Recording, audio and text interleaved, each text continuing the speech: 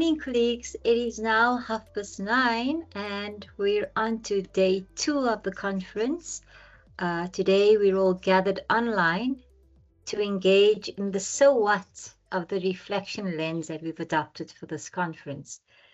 Today, we attempt to go deep in discussions and analyze some of the issues raised yesterday through discussions today on enacting equitable practices. And by the way, before I continue, a big thank you to all of you who showed up yesterday and participated with, dare I say, great aplomb in the various forms afforded by the program. We went from the proverbial sublime to the, no, I'm not going to say ridiculous, from the sublime to the sprightly. Your energetic movements as well as rhythm was unsurpassed. And by the way, it was all recorded by the Wits TV crew. And your poignant reflections, though, made for a truly and a real wholesome day. Thank you so much. Thank you too to the online folk who are participating, I think largely by the Padlet. So today we have an exciting lineup with Prof. Dina, who I see is also joining us, and she joins us from across the shores in Ireland. And then a talk by our current SRC chair, Ms. Nombulela Chia. Then it's followed by a panel and various roundtable discussions. And then again, I think about 6 paper discussions at 3. And we hope to then close at 4:10 with a brief address by my colleague Nazira. So you're spoiled for choice today. Please note the change in one of our papers in the last session. I think that's by Prof. Reni Naidu. He was supposed to talk tomorrow, but he'll be online. And we've had somebody drop from the session. So just to note that. Also, please do fill out the evaluation form and the Padlet links. They're all available on the program. And I'm also going to be posting the Padlet link for yesterday and the evaluation form in the chat. So I think after this discussion, my discussion, Gerrit's going to briefly do a brief report back on yesterday's proceedings, after which we do invite you to add your key takeaways to the Padlet board. I've created another board on our Padlet link for yesterday, so please, if you could just pop in a takeaway. Remember, as I mentioned yesterday, we really don't want this just to be a talking heads conference with nothing thereafter, so we'd like to sustain the conversations going forward and have something with, and have, or rather a substantive output at the end of this 3 days to work towards. With that, I hand over to my colleague, Dr. Gerrit Wissing.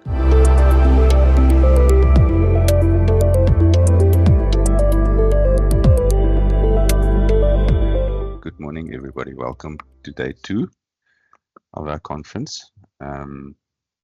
I wonder, before I start, I see Read AI meeting notes has been added to the meeting. I don't know if it was one of us who added it and whether we're comfortable with having it in. If not, can somebody perhaps just uninvite it? Okay. So, yeah, what I thought I would do this morning, and I see Tanya has added a Padlet link for this session into the chat, is for us to kind of collectively almost have a reflection about yesterday and, you know, what our key takeaways and thoughts were about the proceedings. Perhaps just before I start again, a welcome to Prof. Dina, who's joined us from Ireland. I was thinking this morning that when I first met Prof. Dina, it was in July 2017, I think, in Scotland, and she had at that stage already been in Ireland. But I think you were still here in 2015 during the protests. I heard one of the panelists yesterday morning speaking about the university formerly known as Rhodes. So I don't know, you know, how to refer to it, but if I'm correct, that's where you were at, Dina. Yeah. So as much as she's a foreigner for now, she still has really tight links with South Africa, and you know, having kind of very deep-rooted connections to the country and its history, and like a very kind of personal experience also about the Rita referenced it yesterday as the 2015 moment. So, perhaps that's the way to refer to it, that it was certainly a momentous moment. So, just I wanted to say, because I don't know if I'm going to have the time again, Dina, welcome, and nice seeing you. So perhaps if we can start, I'm going to share my screen just so we can see what's happening in the paddle dive. And then I kind of want to talk us through yesterday's events, and as we go along, if you could perhaps add some of your thoughts into the Padlet, see if we can make this a joint effort. My computer is a little bit conferenced out, so everything's happening a little bit slower than usual.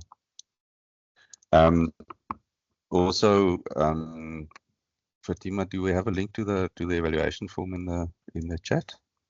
I'm going to put that through now. Thanks. So one thing I often hear from academics about student evaluation of teaching and courses is the low response rates. And so we thought this morning we would give you the opportunity to demonstrate really high response rates, because up until last night, I think we got about five responses to our conference evaluations. And so we'd really appreciate if you could give us some feedback on the conference in the evaluation form as well. See if we can raise that response rate a little bit higher than what it is at the moment. So also, as we move along, you're really welcome to just raise your hand if you want to use the mic rather than the Padlet. Share some of your thoughts about yesterday. So we started yesterday with an opening address by Prof. Nicole de Wet Billings, introducing the conference to participants. It was an interesting buzz yesterday morning before the conference started. Actually, it was such a I don't know, vibey atmosphere before the conference started, and I think that the music playing in the background and there's people hanging around in the foyer was really nice. And to the conference organizers, but I'm looking at you, but not only at you. Thank you for all the hard work that went into this. Sibongile, you and your team also. Thank you so much for that. I'm going to share my screen, and I'm going to try not to click the leave button the way I normally do when I want to share my screen. There you go. Can you see that? Yeah. There you go. Okay, so after the welcome, we invited, I want to say, some of the student leadership during the Fees Must Fall events at WITS, and I was reminded yesterday during that session that the movement actually deliberately didn't have, I would want to say, chosen leaders. But as the panelists also mentioned yesterday, there was certainly some leadership that did emerge during the course of events. And so some of the faces you might have seen on TV, and if you're at WITS at the time, some of the students that you would have met was in that first panel.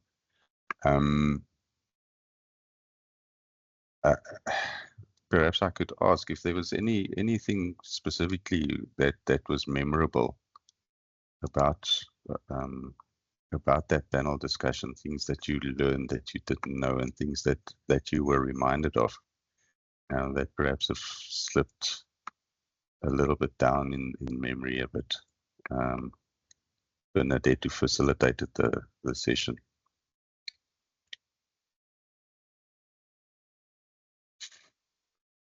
So I was telling Fatima yesterday, you're welcome also to, if you have some thoughts, to put that into the chat for us. So any comfortable way of providing feedback would be really nice.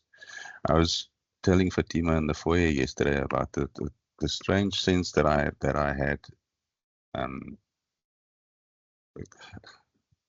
I can probably start about 1976, and I have this memory of the 16th of June 1976, and there's this place where I've got a very vivid memory of a moment. And in my mind, it was something that happened on the 16th of June 1976. And thinking back on it now, I realized that it couldn't have been the 16th of June 1976 because as a white South African grade 8 student at Monument High School, we didn't know about 16th of June 1976 on the day. We learned about it in the newspapers the next morning, and so my memory is actually not of the 16th; it's of the 17th, and the emotions that went through us on the 17th, and to some extent, I have the same recollection about the protests. I was at Tshwane University at the time, and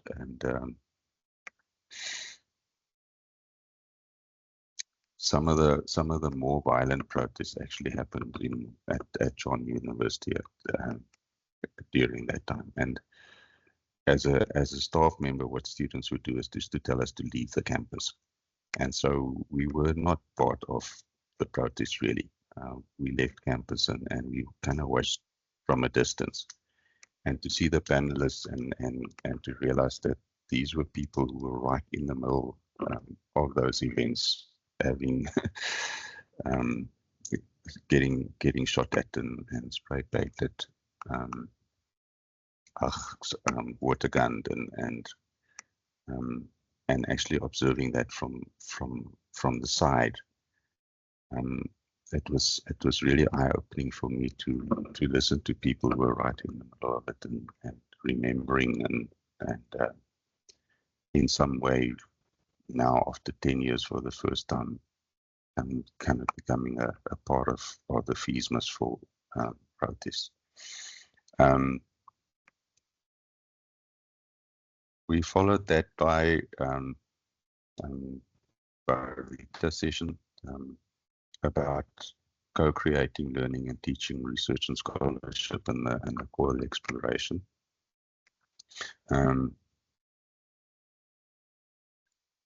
And the next session specifically is unfortunately I had some place to be yesterday, so I missed some of the sessions, and I do want to say though that when we start speaking about language in a conference like this, it's one of the things about what we can do at the university around making our learning experiences inclusive is exactly what was covered in that paper. The idea that we use language not to obscure but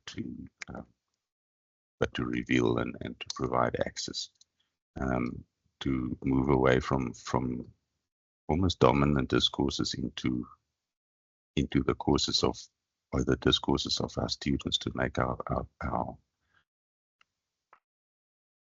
learning experience truly accessible epistemically through simply changing our language and through codifying language to have a common understanding of what words mean and that we use words that everybody understands equally. Tanya says there's no such a thing as neutral education. Education either functions as an instrument to bring about conformity or freedom. I think I heard that kind of sentiment a number of times yesterday, that education is not something that we do kind of, it's not a default occurrence at the institution. If your teaching is something that you're not careful about, that you're gonna do tomorrow what you've done today, what you've done before, simply to get through the session. I think that's an opportunity lost. I think if we start using our opportunities that we have to engage in conversation with our students in a way to deliberately open up worlds, I think that's the opportunity that we have and that we should not miss. Decoloniality and curriculum relevance is a section that I did actually attend. And Nazuka, you asked a question yesterday, and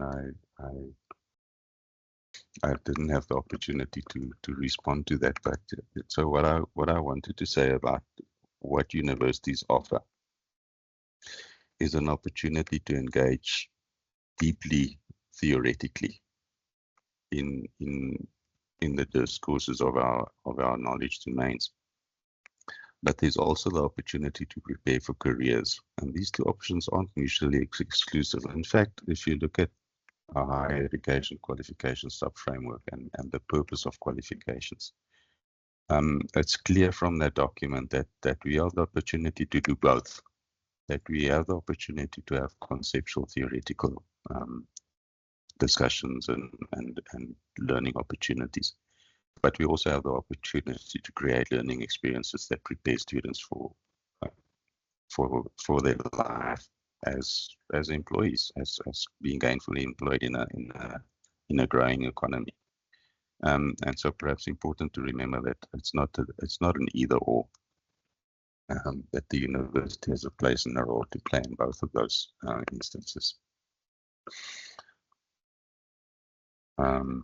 Brave says there were few comments about how, although there is some change, there is still too much that has not changed. There are still systems of power, privilege, colonized ways of thinking and doing, and curricular policies and processes rooted in discrimination. I was also, this morning when I was reading some of the abstracts, I had the thought about, is it perhaps too little that we're doing, to the point that it becomes fragmented and almost intimidating to have to move from one learning experience to the next, and every learning experience is so different. One is still somebody reading from a textbook, and the other experiences is kind of disruptive and innovative and sometimes really confusing, so that as a student, if you move through all of these learning experiences during the course of the day, is that confusing? Is that helpful? Or should we perhaps get to the point where I want to use the word compliance advisedly, that we do have some kind of level of client compliance around purposeful, intentional learning experience design that is aimed at promoting student learning rather than defaulting back to our inherited teaching practices. Rethinking professional identity formation amidst protests and social upheaval journey. So as soon as we get into breakaway sessions, you've got to pick one and you miss the other one. So I don't know, Sandile, Shane, if you've got any comments that you want to make about the session that you facilitated. Then our last breakout sessions was about indigenizing mentorship towards framework for early career academics in African higher education, and Dom and Wele facilitated. Carol and her team's session about charting the path forward, and Neo Licharaba and a number of co-presenters on harmonizing research, teaching, citizenship to enhance student learning. So please, improving epistemic justice requires shifting universities from being gatekeepers of Eurocentric knowledge to being pluralistic, dialogic, and inclusive spaces of knowing. It's it's always, Nazira, a strange thought that goes through my mind when we speak about decolonization. So I'm a third generation South African. My great grandfather was the first of my surname to arrive in the country. And so when we think about decolonization, I often wonder, Eurocentric knowledge, it's kind of my heritage. And so do I want to abandon all of that which brought me here? Is there perhaps a way to take the best of both and make it useful for where we are? That's always a thought that I have about decolonization. Is how do we draw the best of what is available? How do we kind of include and encompass rather than pick a side and exclude the rest? And whether there is in fact such a path to follow. Looking forward to today. I see there's quite a number of panel discussions and roundtable discussions, and interestingly enough, a lot about the role that technology and especially AI has to play in where we're at and where we're going to. So I'm looking forward to. I think that the two sessions I saw was at 12 o'clock, the round table about digitally mediated zones of proximal development. And again, how we can use generative AI at the moment to kind of almost customize at scale that zone of proximal development for individual students. It's so difficult if you teach large class groups to teach into that zone, because the zone is different for everybody. And so the notion that you can perhaps use technology to address that. Dr. Wilkie speaks about certification and valid certification in a time when GAI is in the room. How do we make sure that when we certify that a person has achieved outcomes that they really have, that they haven't just completed, but that they've actually learned what they needed to learn in getting to that qualification. In the afternoon, two breakaway sessions, there's some really interesting papers in there as well. So using storytelling, I think, to teach statistics. Earlier in the year, we had Johan Ferreira do a webinar for us in the Scholarship of Learning, teaching about this very topic.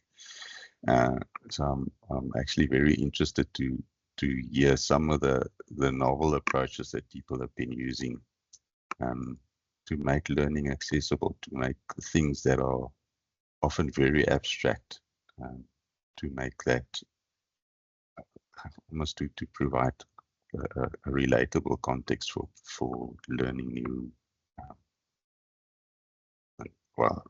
new concepts. And I think Johan speaks about giving personas to statistical concepts to make the concepts more relatable. So looking forward to today and the sessions before us. I hope that you will stay with us to the end of the day. Please, during the course of the sessions, once you're in the session, open your Padlet and just jot down your thoughts. It helps us so much at the end of the conference to look back at the Padlets and to kind of harvest all of the various learnings that people were taking away from the sessions. And again, at the end of the conference, please, at the end of the day, if you could do our evaluation for us, it helps us really. It helps us a lot in planning future conferences to understand exactly what it is that you want to hear about. Thank you for everybody who has contributed to the Padlet and who has put some of their thoughts in the chat. And we're getting ready for introducing our first keynote speaker of the conference, really. And I think, Nazira, you're chairing this session. So I'll hand over to you to introduce Prof. Beluigi. And yeah, enjoy your day. I hope that it's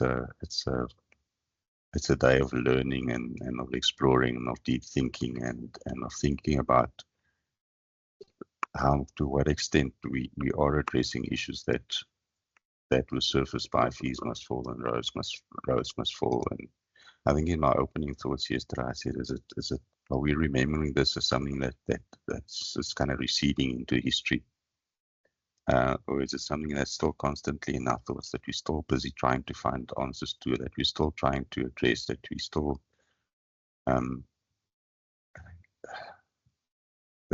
trying to find answers for? I worry so much when I listen to students and what they are saying and the discussions that they have with senior management. I recognize so many of the same themes that were raised in 2010.